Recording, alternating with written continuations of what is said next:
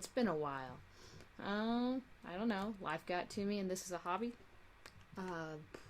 Also, I stopped last time on YouTube. It was getting to where I was feeling more isolated and not having as much fun. And when I'm doing something in my spare time, I want it to be fun. So I got very obsessed with improv to the point where I was performing multiple times a week, and then the pandemic hit. So I am losing it in terms of not having my creative outlet. And I was like, oh, why not go back to recording? And maybe I'll be more consistent and not take a 2-year break. Who knows? If not, we're going to have some fun right now. So this game is I Dreamt of Canis. By Willie's Tiny Game. I don't really know what it's about. Just had a picture of a black dog on it, and it says if you get stuck, check the text. So maybe it's mostly a text adventure. Let's get going. You're in a street. The clock in the sky says it's midnight. You see a street light. You see a black dog. Check the clock again, look at the dog, walk up to the dog. I want to look at the dog first. You look at the dog. It doesn't look back, but it certainly knows you're there. The moon comes out from behind the clouds. It's beautiful. I'm going to look at the moon. You look at the moon. It's full and bright. The dog seems to look at it too. You see the moonlight dancing on a nearby lake. Sure, we'll approach the lake. You begin walking towards the lake. Its water glistens. The dog starts to walk next to you. You look down, and he looks back. His eyes are a pale white, and soft, and very old. He's just a dog. Try to pet the dog as you walk. Yes, please. You try to lay a hand upon the dog. You touch his head, and he pushes upward into your hand. You pet his ears. He seems to enjoy it. Walk to the lake with the dog. Yeah. You begin walking towards the lake. Keep a soft hand on the dog. There's a nice-looking bench. Sit on the bench. You rest on the bench. The dog climbs up on the bench as well. He lays his head upon your lap and sighs. The lake mirrors the night sky, now twinkling, bright and clear. You pet the dog some more and feel peaceful. You see an old man approaching you. Doesn't seem like I have much choices right now. The man slowly walks to you, employing a gnarled cane. I love that sentence. The man slowly walks to you, employing a gnarled cane. I don't know. Just great words. His beard is long, his eyes tired, his clothes humble. My, you found my old boy, he says to you. May I join the two of you, he asks. Certainly. He gingerly sits down upon the other end of the bench and pets his dog kindly. Lovely night, eh? You agree. You sit in silence for some moments. Do you wander about often at these late hours of night? You tell him you do, every night. You tell him you can never sleep. I'm always running into your dog. Well, he's a tough one to miss. Seems as though he follows me, but looks about in these small hours. Ask him why his dog wanders. Ask about the man. I want to ask about the man. Me? Just a fisherman, friend. You ought to ask yourself that same thing, old boy. Don't go wandering about like my blind mutt does. He might always be looking, but he always gets home. End of the day, he just wants to be pet. Look at the lake. You look at the lake with the old man. It's peaceful. You feel well. Maybe I don't need to worry so much. Maybe I shouldn't worry about the dog. Maybe I should try and notice lakes like this more often. Cool. So, that looks like it's the end. Oh, so we can go back and choose each choice. So, let's ask him why his dog wanders instead. I'm afraid I don't know, friend. He seems not to know himself. Blind old boy he is, but seems to always be looking for someone, every night. Ask about the man? Okay, so that's the same response. We should just notice the lake. Cool. Seems like there's a couple more options here, so we're going to take a moment and I'm going to cut to the next round I play this. Alright, so we're going to restart this, see if we can get slightly different ending, since maybe we shouldn't wonder about things. Maybe, though, we can find out more stuff. So, let's check, we're in the street, the clock says it's midnight, and we see a street light, we see the black dog. Let's check the clock again. You look at the clock, it's enshrouded in mist. It's in the sky. Why? It's midnight. The dog is still there. It isn't looking at you. Walk up to the dog. You approach the dog. It walks away from you. You follow it for several blocks, but never get very close. The dog is in no hurry, but maintains its distance. The dog is hard to see sometimes. Walk away from the dog. Walk away from the dog. You now try to walk away from the dog. It follows you but never gets too close. You're back to where you started. Okay, cool. We looked at the dog earlier. Let's check the clock again. We walk towards the dog. Let's walk towards the clock. You approach the clock. It wasn't floating there, just a tower hidden by the mist. The tower's architecture is marvelous. The mist is now all about you, but isn't threatening. The dog follows you. It doesn't get too close. It's hard to see it. Enter the top clock tower. You walk through the old doorway of the tower. Everything is pristine, made of marble. Everything glistens in the moonlight. An old man sits in this lobby, upon a rose-cushioned chair. You notice the dog follows you inside. Examine the lobby. The lobby is not all too large, but lavish in design. You see the man in his chair, a stairway leading upward, a corner with multitudes of fine art, and the dog. Ooh. Acknowledge the dog. The dog has followed you into the lobby. It isn't getting any closer, but it looks right at you. Try to corner the dog. You attempt to corral the dog into a corner and try to get closer. The dog walks away from you, but is soon without exit. It turns around, sits, and looks at you. The corner has a great deal of art hung upon the walls. Get close to the dog. You try to get closer to the dog. Its eyes look directly into yours. They glow a mighty red. You feel less able to move. You've somehow ended up outside. Lock gaze with the dog. You look into the dog's eyes. They're red. It stares at you calmly. You feel colder. It feels darker. You hear a man whispering behind you. Keep looking into those red eyes. You continue to stare. Why are the dog's eyes red? Why do they glow? You hear more whispering behind. Don't break your gaze. The world around you seems to grow red. The whispering is louder, shouting even. You can't look away now, even if you try. Why is this happening? What is this dog? Why is he always here? Listen to the voices. The voices scream and shout, but what they say is hard to tell. You manage to pick one out. I'm so afraid. It's your own voice. Listen. Your eyes are squeezed shut. You cover your ears. You fall to your knees. The voices are your thoughts. I wish I could understand it. I want to know. I can never sleep. Nobody can help me. I can't stop thinking about it. Why is that dog always here? You open your eyes. The dog is in front of you. Don't think about it. Yeah, because that works in real life. The dog howls at you. It's deafening. The air is frigid. You can hardly see the stars. The moon seems not to shine. Your thoughts obscure.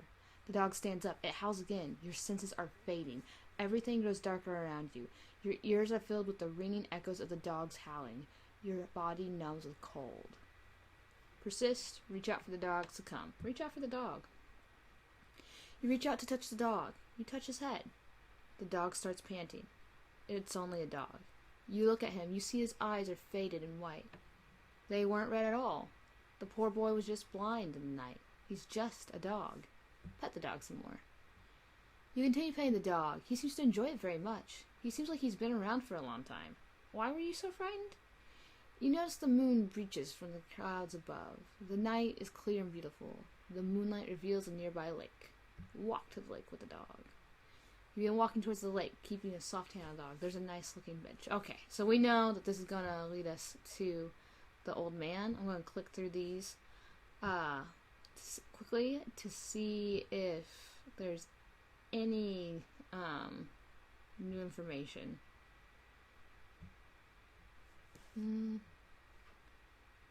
Nope. I mean, the line, end of the day, he just wants to be pet might be different. So let's go back and see what happens if we succumb to the feeling. Let's succumb. You succumb to the dog's presence. Your senses fade fully. Everything turns black. Everything turns red. Awaken. You're in a street. The clock in the sky says it's midnight. You see a street light. You see a black dog. Okay, so if we succumb to the dog's gaze, then we go back to the beginning. How interesting. I really like this. We're going to check the clock again, and we're going to walk towards the clock again. Enter it again. And instead of examining or doing anything, we're going to walk up to the old man. The old man smiles at you warmly and greets you. Bit late for a visitor, but feel free to gaze about, lad. He motions toward the nearby stairway. Climb these steps if you'd like to see the rest. Yeah, let's climb the steps. You climb the steps. Each one is laden with carvings deep set into the marble. They depict many things, old tidings in Latin, mothers with their children, boats with high sails upon the sea, much more. Some encouraging, others reminiscent. The dog follows close behind you. He's closer than he's been before. You hear him pant, hear the soft patting of his paws upon the marble. Continue upward. You continue up the stairs, admiring the carvings as you do. There are now windows, and you can see all around the town. You stop to look for a moment. The mist is entirely gone. You see the moonlight reflecting on the lake. The dog is sitting next to you. Continue. You reach the summit of the tower. It is a small gazebo open to the night air. A different old man sits there, rocking in an old wooden chair. His beard is long, his eyes tired, his clothes humble. Ah, hello there. Come for the view? The night is pristine. Yes, I have. Well then, won't you join me, friend? The old man notices the dog beside you. Ah, you brought me my blind old boy. Silly old boy loves to wander and wonder at these small hours of morning. Look down at the dog. The dog is directly at your side. You look down and see his eyes. They are not red, but pale and white, kind and tired. Yeah, I'll pet the good boy. You reach out and pet the dog's head. He seems to enjoy it thoroughly. He's just an old blind dog. Silly old boy, isn't he? I was quite frightened by him. Well, my friend, you've nothing to fear. He's only my old blind mutt, wandering about in search of someone like you. Any old bloke awake at this hour that might pet him. Bit like yourself, I suppose. Oh, that doesn't have a double meaning. Yes, he is. Both you and the old man laugh. You look where the old man is looking, out upon the lake. Lovely view, eh? Look at the lake. You look at the lake with the old man. It's peaceful. You feel well. Maybe I don't need to worry so much, or about the dog. And maybe we should notice lakes like this more often. Okay. So let's back it up again. We'll just cut. Once again, you're in a street. The clock in the sky says it's midnight. You see a street light. You see a black dog. Now look at the dog. You look at the dog. It doesn't look back, but it certainly knows you're there. The moon comes out from behind the clouds. It's beautiful. Oh, okay. So we can walk up to the dog, which we've already done. We can look around. You've already walked a few blocks. The moon breaks through the clouds. The dog looks at you. Nearby you see a lake. Okay, so if we look at the dog, we're going to end up going back to the lake. One more time, we're going to back it up, and we are going to do nothing this time. You're in a street. The clock in the sky says it's midnight. You see a street light. You see a black dog. Let's do nothing. You stand there in the street. It's cold at night, but it doesn't bother you. The dog turns to look at you. Let's ignore the dog. You try to ignore the dog. It looks straight at you. It feels like it might be colder. The dog begins walking towards you. Continue ignoring the dog. You attempt to continue ignoring the dog. It continues getting closer. It's quite close now. Let's try to ignore it. Ooh, the dog walks up to you. It's now in front of you. You've never seen a dog like this. It's massive, black as the night sky around you, and it has red eyes that seem to glow. It sits before you. Stares at your eyes. Oh, if we could get to click through all the try not to think about it. No, we don't. You do what you can to ignore the dog, to pretend it isn't there. It's there. It always has been. It just keeps looking at you. Its eyes seem always redder than before. Its size seems always larger than before. Its coat seems always darker than before. It's terrifying. Don't think about it. The dog howls at you. It's deafening. The air is frigid. You can hardly see the stars. The moon seems not to shine. Your thoughts obscure. The dog stands up. It howls again. Your senses are fading. Everything grows darker around you. Your ears are filled with the ringing echoes of the dog's howling. Your body numbs with cold. Will persist. What little power you have left, you try to deny that the dog is there. It's there. You are weak. You fall to your knees. You begin to cry. You cannot help but looking into the dog's eyes. You cannot look away. You cannot think. You cannot avoid it. The dog is before you. You suffer. Okay, we'll reach out for the dog. You reach out to touch the dog. You touch his head. The dog starts panting. It's only a dog. You look at him. You see his eyes are faded and white. They weren't red at all. The poor boy was blind in the night. He's just a dog. Alright, so we know where this is going to go. You're going to end up at the lake after we pet the dog. But that, I think, is a pretty good exploration of I Dreamt of Canis. Honestly, I expected this to be like a little 2 or 3 minute thing when I first saw it. But I think I was thrown off by the fact that I was like, okay, I'll ignore the dog at first. And then, yes, absolutely pet the good boys. But in the end, there's a lot to unpack. One of the touches that I really liked was when you had the long list of try not to think about it. that when you went to that next screen, it's like the dog has always been there. This has always been going on. All the don't think about it were already in purple, and like you'd already been there since it has always existed and this has always been happening. So I thought that was a really nice touch of the details there. Overall, I think the main weakness was there are several segments which you don't have much agency as a player. So the route I took initially is actually why I thought the game itself might be short, because there wasn't many options for me as a player. Like once we had looked at the moon and then pet the dog, we were on one very distinct track where there was only one option to continue following the dog. There wasn't really, my choice didn't have consequence after like 2 or 3 choices. And then in the other segments of the story, I had a few more choices, but they all ultimately led to the same path.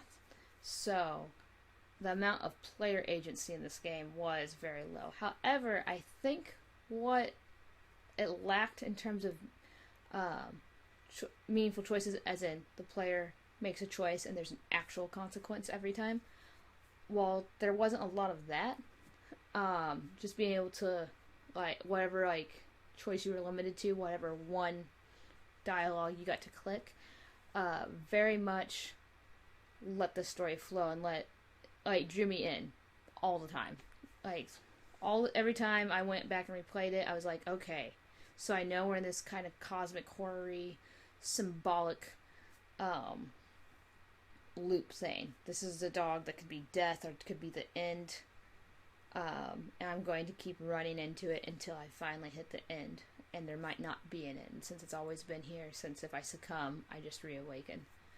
So it contributed to that overall effect of this has been and will continue to go on forever. And it definitely helped the immersion in that. I liked this right here, being able to immediately go back and change your choice, even if the choices, again, didn't always ultimately affect what result you got. That made it very convenient to where I didn't have to reboot a game, for example. So I thought that was a nice little mechanic there. Overall, I very much like cosmic horror, and I know this isn't necessarily that, but I like those games where it's like something that you can see, you have a strong mental image of what something ominous is. So you get a sense of dread, and it's never fully defined. I love stuff like that, and I enjoyed the story. All of the versions of it that I found.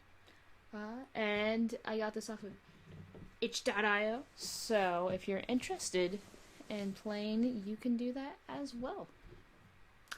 Thanks again for watching.